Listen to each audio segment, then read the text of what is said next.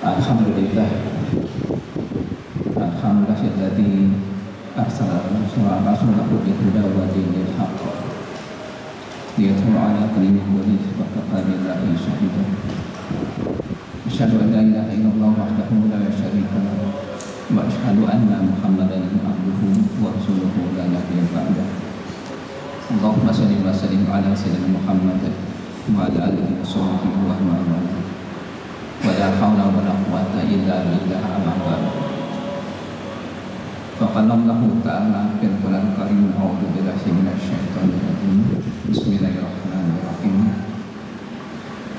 Wa taqum minkum ummatun yad'una ilal khair ya'muruna bil ma'ruf wa yanhauna 'anil munkar.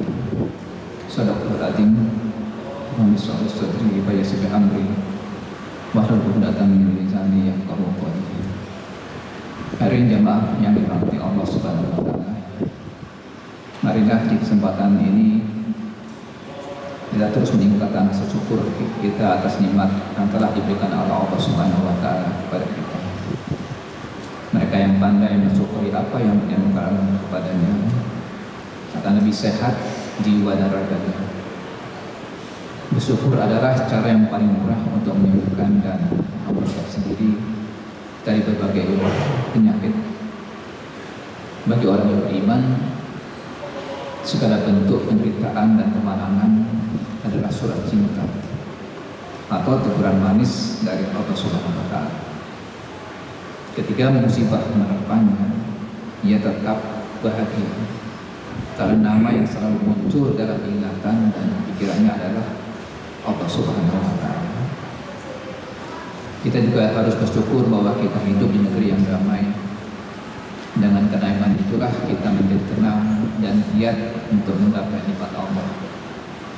Walaupun negeri ini syarat akan keragaman dan perbedaan, keharmonisannya pun tetap terpelihara. Menjadi tugas kita bersama untuk menjaga kedamaian ini sehingga tercipta baldatun thayyibatun wa rabbun ghafur. Negeri yang kita ciptakan, negeri yang dipenuhi kebaikan alam dan kebaikan perilaku warganya, sehingga ampunan Allah Subhanahu wa taala selalu meliputi kita semua. Untuk mewujudkan badatun thayyibatun wa rabbun ghafur adalah perkara yang gampang-gampang susah. Kenapa? Tapi bisa tidaknya, berhasil tidaknya kembali kepada kesadaran dan usaha kita semua. Pasalnya semua hal ini saling terhubung dan terkoneksi, terhubung antara kita sebagai manusia, alam, dan juga Allah Subhanahu wa taala. Semuanya itu tergantung pada perilaku kita menunjang yang melaksanakan Allah sebagai khalifah di bumi ini. Bagaimana perilakuan kita kepada sesama manusia, perlakuan kita kepada alam raya ini, dan bagaimana kita di hadapan Sang Pencipta Allah Subhanahu wa taala. Karena menjadi tugas kita semua untuk membuktikan bahwa kita adalah umat terbaik atau khairul ummah, sebagaimana disebutkan dalam Al-Quran surah Al-Imran ayat 110. A'udzu billahi minasy syaithanir rajim. Kuntum khairu ummatin ukhrijat lin-nas ta'muruna bil ma'ruf wa tanhauna 'anil munkar wa tu'minuna billah. Kamu umat Islam adalah umat terbaik, dilahirkan untuk manusia karena kamu menyuruh berbuat yang ma'ruf dan mencegah dari yang munkar, dari beriman kepada Allah Subhanahu wa taala. Untuk menjadi umat terbaik, kita semua harus menebar dan menyemai kemaslahatan atau kebaikan dimanapun, apalagi di negeri di mana kita tinggal dan menetap. Untuk menjadi khairul ummah atau umat terbaik diperlukan syarat-syarat utama. Di samping tentunya saat beriman kepada Allah Subhanahu wa taala, umat Islam juga harus berkomitmen menyuruh manusia kepada kebaikan dan mencegah mereka dari kemungkaran. Itulah misi inti dari ajaran Islam. Dan jangan lupa di ayat sebelumnya, yaitu di ayat 124, Allah Subhanahu wa taala menegaskan wa taqum minkum ummatun yadkhuluna ilal khair ya'muruna bil ma'ruf wa yanhauna 'anil munkar wa ulaika humul muhtadun. Dan hendaklah di antara kamu ada sekumpulan orang-orang yang menyuruh kepada kebaikan menyuruh berbuat yang ma'ruf dan mencegah dari yang munkar, dan mereka itulah orang yang beruntung. Hadirin jamaah yang dirahmati Allah, dalam ayat ini Allah menggunakan istilah ya'una yang berarti berdakwah kepada kebaikan, tapi menggunakan istilah amr yang berarti menyuruh kepada sesuatu yang bersifat ma'ruf. Inilah yang perlu diperhatikan bersama, bahwa al-khair adalah kebaikan yang belum sampai setingkat ma'ruf yang sudah menjadi common sense. Ini mensyaratkan bagi kita semua perlu adanya strategi dan metode dakwah. Kita perlu untuk memahami tingkatan kapan saatnya untuk itu diungkapkan sebagai pendekatan dakwah dan kapan melalui pendekatan amr sebagaimana dijelaskan dalam ayat tersebut. Di dalam menyebutkan kebaikan Allah Subhanahu wa taala juga menjelaskan tata cara atau metode atau SOP dengan kebijakan sebagaimana disebutkan dalam surat An-Nahl ayat 125. Artinya, serulah manusia kepada jalan Tuhanmu dengan hikmah dan pelajaran yang baik, dan bantahlah mereka dengan cara yang baik. Sesungguhnya Tuhanmu dialah yang lebih mengetahui tentang siapa yang tersesat jalannya, dan dialah yang lebih mengetahui orang-orang yang bertumbuh. Ayat ini menegaskan kepada kita perlunya pendekatan terbaik dalam mengimplementasikan amar ma'ruf dan nahi munkar. Nah, itu dengan cara dakwah konvensional, di mana kita tetap mengindahkan nilai dan tata krama walaupun saat menjalankannya dengan cara dialog. Siapapun dalam Islam bisa memberikan nasihat atau dakwah kepada siapapun sesuai dengan dakwahnya. Suatu ketika kalangan sahabat bertanya, untuk siapa nasihat itu wahai baginda Nabi? Nabi mengatakan, untuk Allah, untuk Rasulnya, dan untuk orang-orang yang beriman dan semuanya.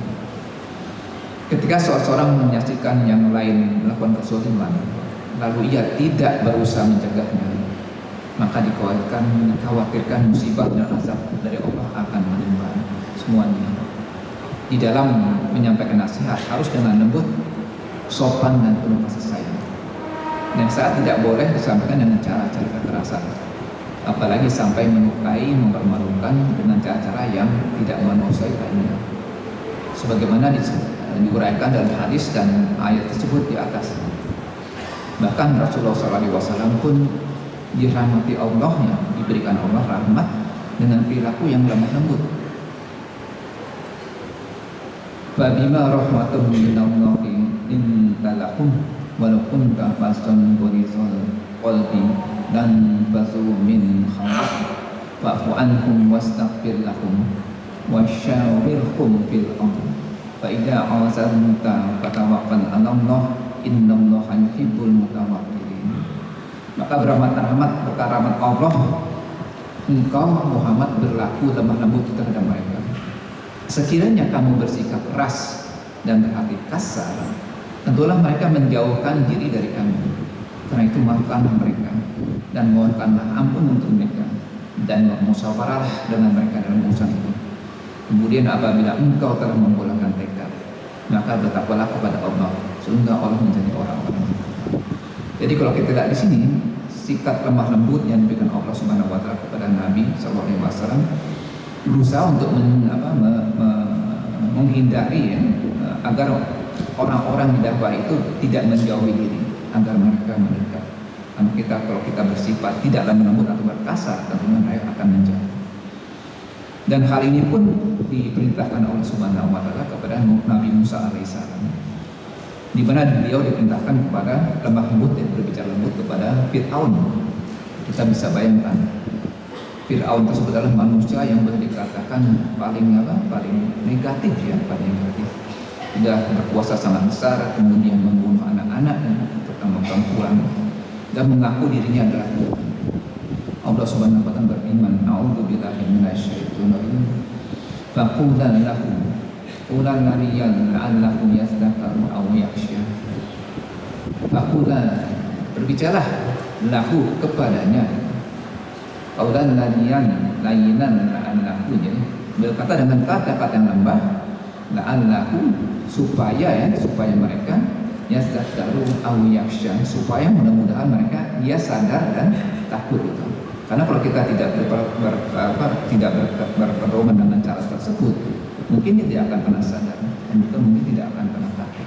Di sini katanya boleh dikatakan caranya adalah dengan kata-kata yang lembut. Maka dari itu jelas bahwa amar ma'ruf nahi munkar dilakukan dengan ma'ruf, yakni dengan cara yang diterima dan disepakati dalam masyarakat. Demikian pula dengan nahi munkar. Nahi munkar pun harus dilakukan dengan cara-cara yang ma'ruf. Jalan kebaikan untuk mendatangkan kemaslahatan adalah jalan Islam, bukan jalan kemungkaran, apalagi jalan kekerasan dan kerusakan. Jalan Islam adalah jalan kedamaian, kerelaan, dan bukan jalan pemaksaan. Itulah inti dari tauhid dan keikhlasan yang mengajarkan kepada kita untuk sepenuhnya berserah diri kepada Allah Subhanahu wa taala dengan penuh kerelaan yang datang pada hati paling dalam.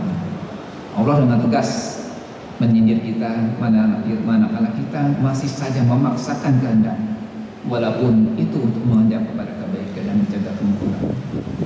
Boleh kita ingat, tugas kita hanyalah mengajar, menyampaikan, dan berdakwah. Sementara keimanan itu atas izin Allah Subhanahu wa taala. Bisa kita lihat di surat Yunus ayat 99 sampai dengan 100. Allah Subhanahu wa taala berfirman, "A'udzubillahi minasyaitonir rajim. Wa masya'a rabbuka la'amana man fil ardi kulluhum jami'an. Apa anta tukrihun nasa hatta yakunu mu'minin. Wa ma kana li nafsin an tu'minu illa bi iznillah. Waj'al rissa 'alal ladzina la ya'qilun." Dan jika kamu menghendaki, tentulah